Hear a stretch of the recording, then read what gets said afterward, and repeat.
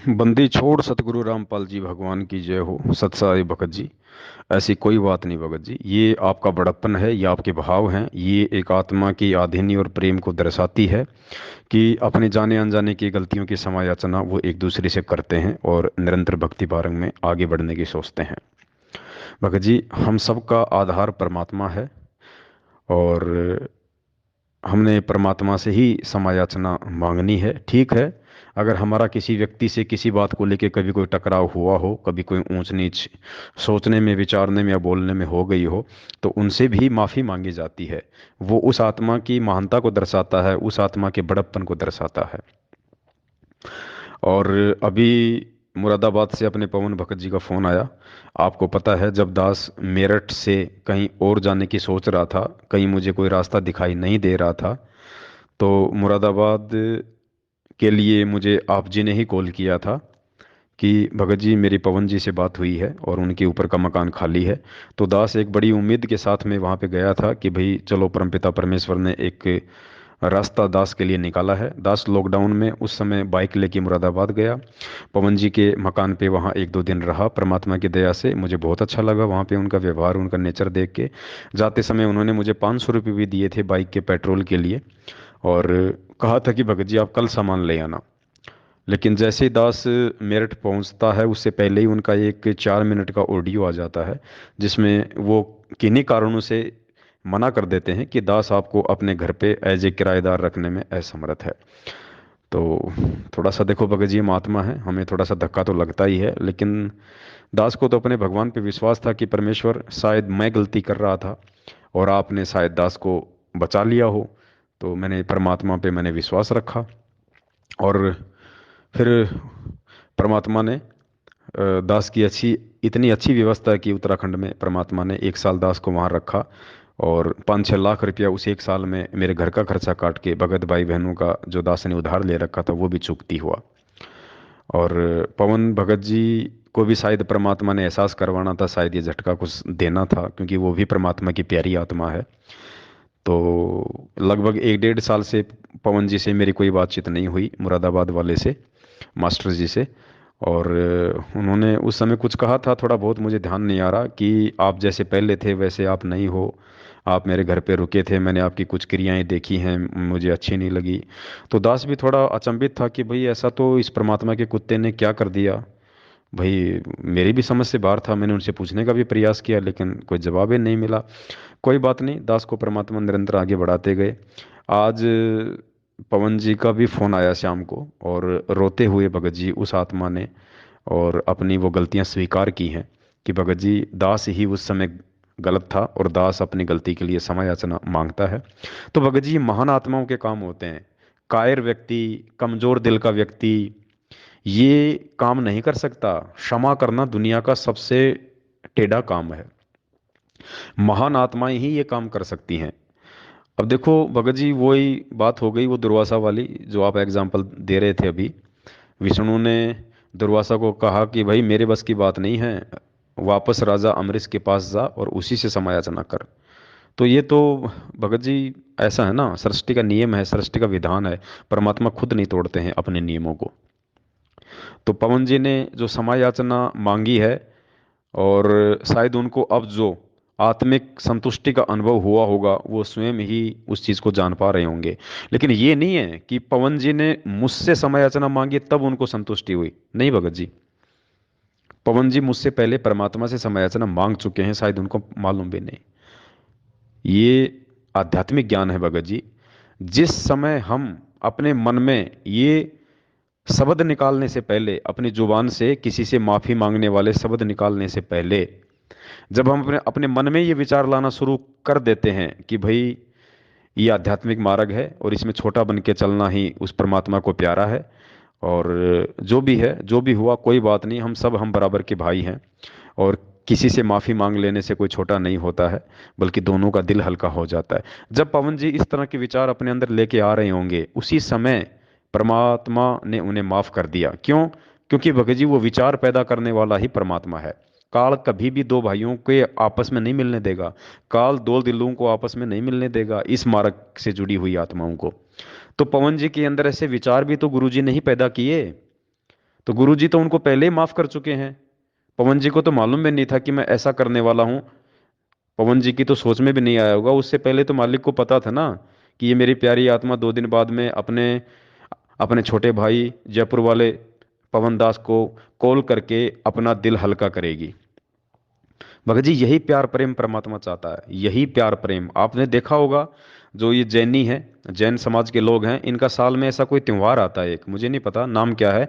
भगत जी वो लोग घर जा जा के लोगों से क्षमा याचना मांगते हैं। जैन समाज के लोग घर जा जा के लोगों से प्यार से उनसे गले से मिलते हैं, उनसे क्षमा याचना मांगते हैं कि भाई इस पूरी साल में यदि मेरे से कोई आप जी के प्रति मन कर्म वचन से भी ऐसी कोई बात निकली हो जिससे आपको पीड़ा हुई हो, तो मैं सपरिवार आप जी से क्षमा प्रार्थी हूँ, आप मुझे क्षमा कीजिए। पैर पकड़ते हैं लोग, वो जगत वाले लोग भगत जी। अरे ये परंपरा तो हम भक्तों में होनी चाहिए, तभी हम परमेश्वर को प्यारे होंगे।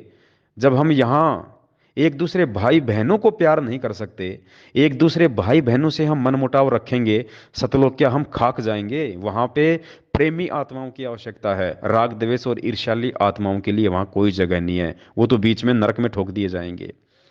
वहां परमेश्वर को प्रेमी आत्माओं की आवश्यकता है भगत जी। और ये शुरुआत देखो भगत जी कैसे परमात्मा ने दास से करवाई। दास से शुरुआत करवाई अभी, जब दास जयपुर में था वहां वीडियो बना रहा था 4 फरवरी को, 2 या 3 फरवरी को, जब वहां पे मधु बहन जी आई हुई थी और अपने कजोड़ भगत जी थे साथ में, वहां दास था। जब दास ने सबसे पहले शुरुआत की इस चीज की, भगत जी समझो इन चीजों को, गुरुदेव के सत्संगों को समझने की शुरुआत भी परमात्मा ने दास से करवाई, सात संगतियों के माध्यम से। आज पूरा भगत समाज समझ रहा है, लाखों की संख्या में। 3 दिन पहले, 4 दिन पहले दास से माफी की शुरुआत भी, कि जाने अनजाने में 2022 लग चुका है।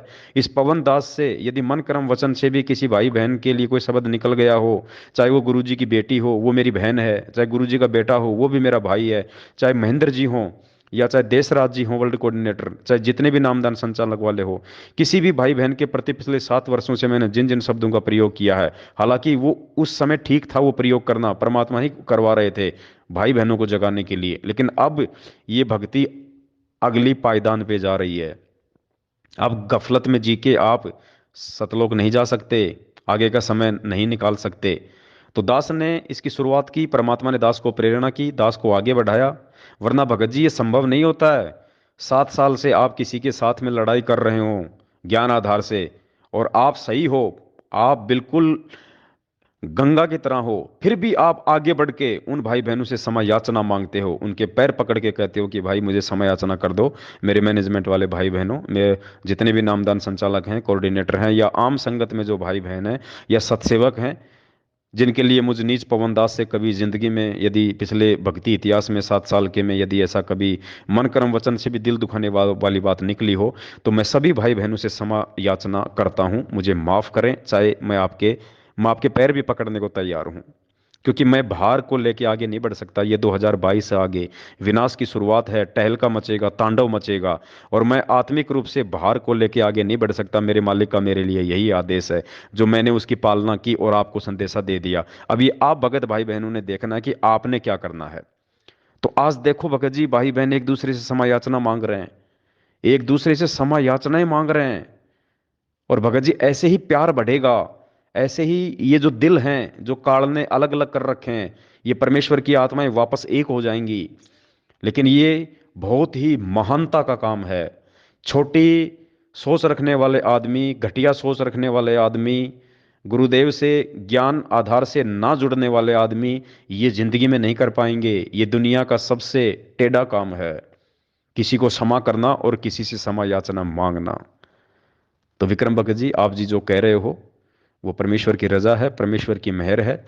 और दास भी आप जी से क्षमा प्रार्थी है बड़े भाई, अगर कभी जाने अनजाने में ऐसा कोई भारी शब्द दास के मुख से निकल गया हो जिससे आपकी आत्मा को ठेस पहुंची हो, दास भी आपसे हाथ जोड़ के विनम्र नीची गर्दन करके और क्षमा प्रार्थी है बड़े भाई।